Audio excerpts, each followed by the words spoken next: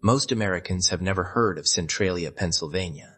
But if you have ever driven through the mountains of eastern Pennsylvania, you have probably passed places just like it. Small towns tucked between hills, quiet roads, trick churches, corner stores, houses where the same families lived for generations. The kind of place where life moved slowly, where neighbors knew each other, where children rode bikes in the street, where people believed the ground beneath them was solid. But in Centralia, it wasn't, because beneath the streets, beneath the homes, beneath the churches and backyards, something was burning, not above ground, not where anyone could easily see it, deep below the surface, hidden inside abandoned mines, moving through old tunnels, feeding on coal seams that stretched for miles beneath the town. And once the fire started, it never stopped. For more than 60 years, the ground under Centralia has been burning. Steam has risen from cracks in the earth. Toxic gases have escaped into the air. Jaws have buckled. Sinkholes have opened without warning. And families who once believed they would live there forever were forced to watch their hometown disappear. Not in one explosion, not in one disaster, but slowly, house by house, street by street, memory by memory. Experts believe the fire could keep burning for another 200 years, possibly longer, long after everyone who remembers Centralia is gone, long after the last home disappears, long after the town itself becomes just a name on a map. The fire may still be there, silent, patient, alive beneath the hills. And the most disturbing part is how it began. It did not start with war, or terrorism, or some massive industrial explosion. It may have started with garbage, and one decision that seemed completely ordinary. For generations, Centralia was a coal town. That was its identity. That was its economy. That was the reason it existed. Beneath the hills of eastern Pennsylvania were rich seams of anthracite coal, a hard black fuel that helped build towns, heat homes, and power industries across the region. Centralia grew because of coal. Families came for work. Businesses opened. Schools filled with children. Church bells rang on Sunday mornings. People got married there, raised children there, buried their parents there. To outsiders, it may have looked like just another mining town. But to the people who lived there, Centralia was home. By the early 20th century, thousands of people lived in and around the community. Miners went underground. Families gathered on porches. Local businesses served people who knew each other by name. And like so many American towns built around one industry, Centralia's future seemed tied to the resource beneath its feet. Coal had given the town life. But hidden below Centralia was also a maze. Old mine shafts, abandoned tunnels, collapsed passages, openings. No one fully mapped anymore. A dark, underground world carved out over decades. Most residents did not think about it every day. The mines were part of the town's history, part of the landscape, part of life. But in 1962, that underground world became a trap. Memorial Day was approaching. The town wanted to clean up before the holiday. Near the edge of Centralia sat a landfill in an abandoned strip mine. Trash had collected there, and local officials wanted it gone. The solution seemed simple: burn the garbage. At the time, that kind of disposal was not unusual. It was not treated like a historic mistake. It was just a practical decision in a small town, a routine cleanup before a holiday weekend. No one imagined that a small fire could destroy an entire community. But sometime in May of 1962, something went wrong. The exact details have been debated for years. Some believe the landfill fire was not fully extinguished. Others believe hot material found its way into cracks in the rock. Some think exposed coal may have already been smoldering nearby. But whatever the exact cause, flames reached the underground mine system.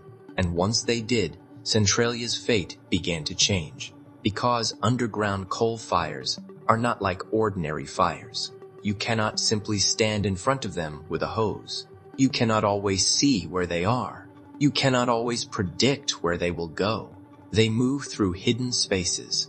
They follow oxygen, a search for fuel. They burn in darkness. And beneath Centralia, there was fuel everywhere.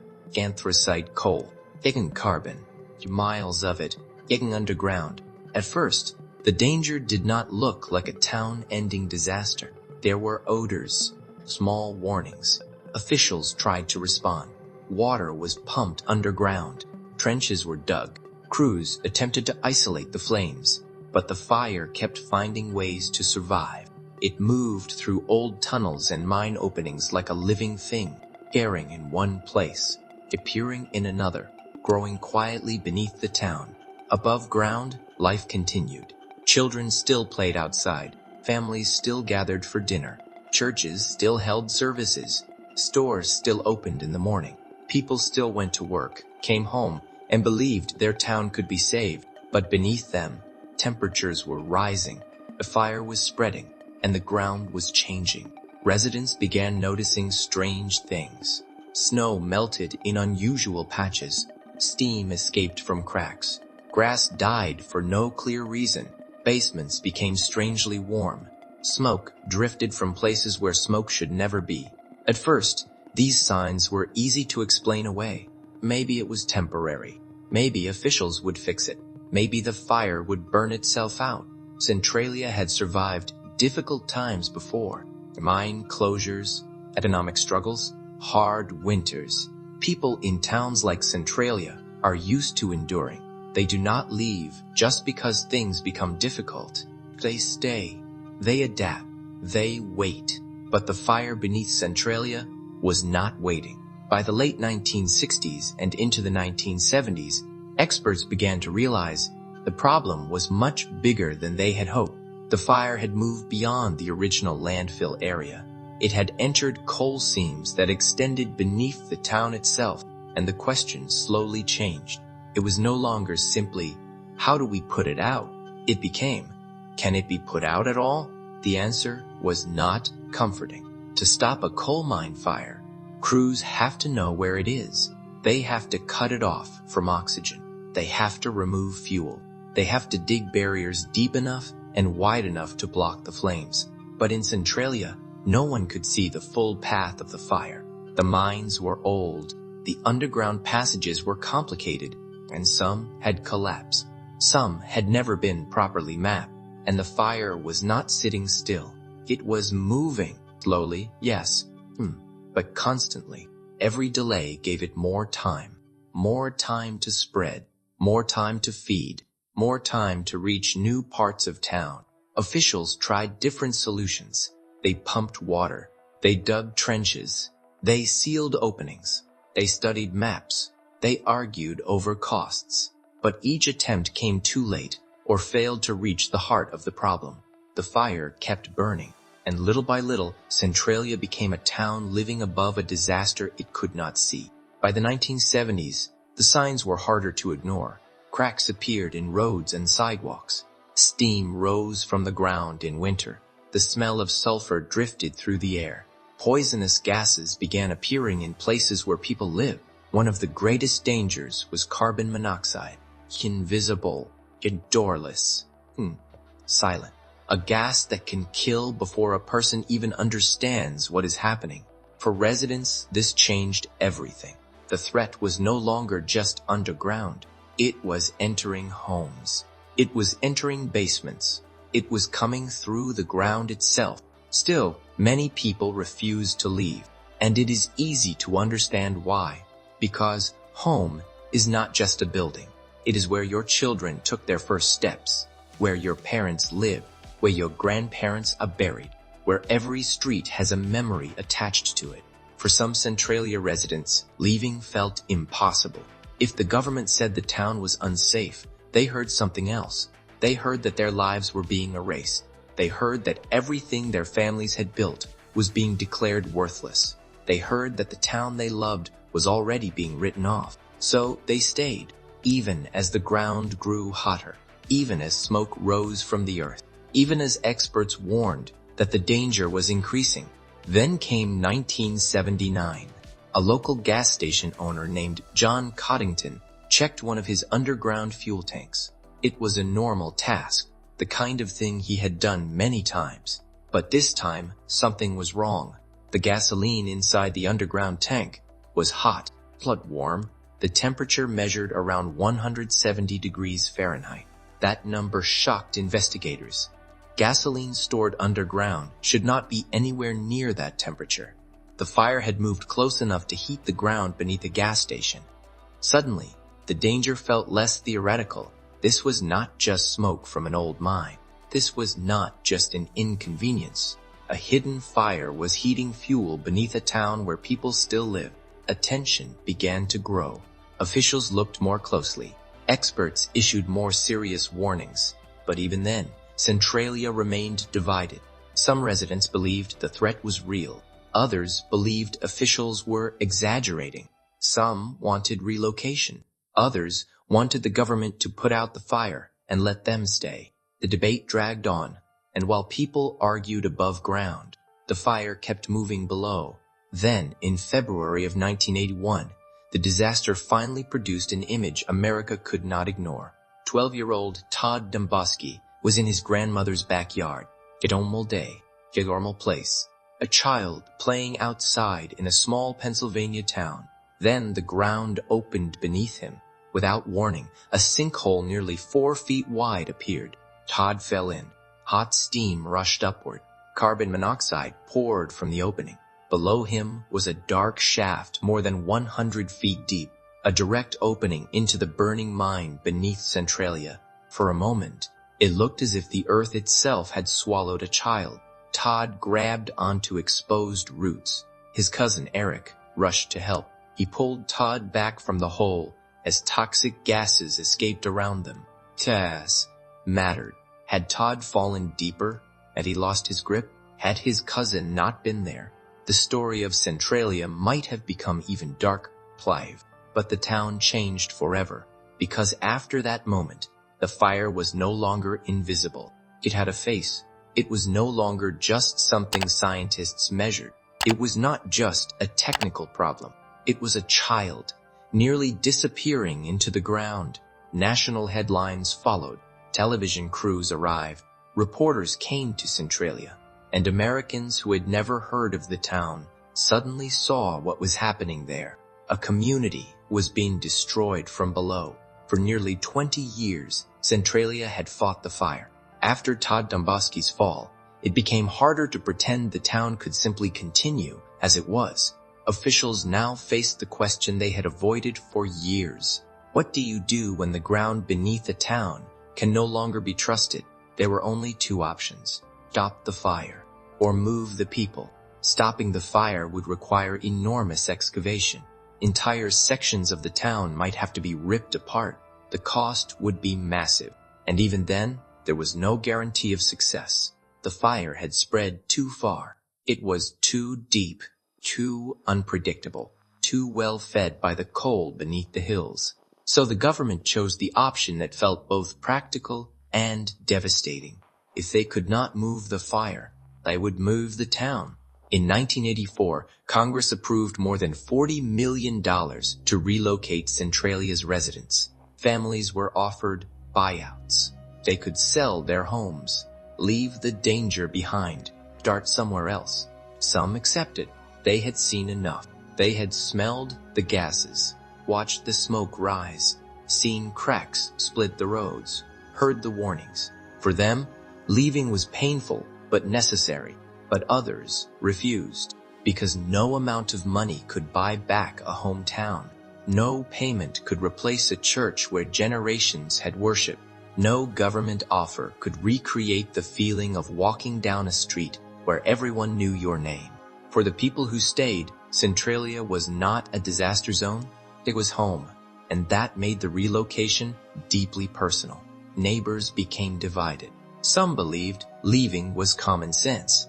Others believed staying was an act of loyalty. Arguments grew. Families disagreed. Friendships changed. The fire had already damaged the ground. Now it was tearing apart the community above it. One by one, homes were emptied, then demolished. Businesses closed. Schools disappeared. The streets grew quiet. Places that once held birthday parties, front porch conversations, and summer evenings became empty lots. Centralia did not vanish all at once. It faded, and maybe that made it worse, because people had to watch it happen. A house would come down, then another, then another. A block that once felt alive became open space. A street that once had children and cars and porch lights became silent. The town was not destroyed by flames anyone could see. It was erased by the fire beneath it. By the 1990s, Centralia was almost unrecognizable. The population had collapsed. The buildings were disappearing. The government had condemned much of the town. In 1992, Pennsylvania moved to claim remaining properties through eminent domain. But even then, some residents kept fighting. They did not want to become the final chapter in someone else's disaster report. They wanted to stay in the place where they had built their lives. Legal battles continued for years. Eventually, a small number of remaining residents were allowed to live out their lives in Centralia. But after them, the town would effectively end. Today, Centralia is one of the most famous ghost towns in America. But that fame is strange, because it is not fully abandoned. It is not ancient. It is not from another century. It is a modern American town that disappeared in slow motion. Roads still cut through the area. A few structures remain. Nature has reclaimed much of what people left behind. Trees grow where homes once stood. Empty lots sit where families once gathered. The silence feels heavier because the town did not die naturally. It was removed. For years, one of Centralia's most famous landmarks was an abandoned stretch of Route 61. The road had been damaged by the underground fire, so a new route was built around it. The old road became known as the Graffiti Highway. People came from across the country to walk on it. They covered the pavement with names, messages, drawings, and strange warnings. For many visitors, it became a symbol of Centralia itself, a road to nowhere, a scar above a fire that would not die. But eventually, officials covered it over and restricted access. The ground was still unstable, the area was still dangerous, and curiosity could not change what was happening underneath. Because beneath Centralia, the fire is still burning. It has spread beneath thousands of acres. It continues to release heat and gases, and there is still enough coal underground to feed it for generations, maybe centuries. That is what makes Centralia so unsettling. It was not a disaster that came and went. It did not explode, vanish, and leave people to rebuild. It stayed. It kept going. It outlasted mayors. It outlasted lawsuits. It outlasted government plans. It outlasted the town built above it. And it may outlast everyone alive today. Most disasters have an ending. A fire is extinguished. A flood recedes. A storm passes. A building is rebuilt. But Centralia is different. There is no clean ending. No final victory. No moment when the people return and life goes back to normal. The fire remains. And the town does not. That is why the story feels almost impossible. Because Centralia was not destroyed by something dramatic and sudden. It was destroyed by something hidden, something patient, something people underestimated until it was too late. A small fire found a way underground. It reached the coal. It spread through old mines. And slowly, it turned a living town into empty land. The tragedy of Centralia is not only that people lost their homes, it is that they had to watch home become unsafe. They had to watch familiar streets become warnings. They had to watch the place they loved become a place the government told them to leave. And for those who stayed until the end, every demolished house was not just a building. It was proof that the town was losing. Today, drivers pass near Centralia without realizing what happened there, know the legend. And some come looking for a ghost town. Some expect something dramatic. Smoke pouring from the ground. Roads split open. A town frozen in time. But Centralia's horror is quieter than that. It is in the empty spaces, the missing houses, the roads that lead to almost nothing, the knowledge that beneath the calm hills, the ground is still burning. And maybe that is the most haunting part. Centralia did not disappear because people forgot it. People forgot it because it disappeared. One family at a time, one home at a time, one memory at a time, until the town became less of a place and more of a warning. A warning that not every disaster announces itself. Not every danger comes with sirens. Not every catastrophe begins with something that looks catastrophic. Sometimes it begins with a routine decision, a small fire, a piece of land no one thinks about, a problem people believe can be fixed later. And by the time everyone understands what is really happening, the ground beneath them has already changed.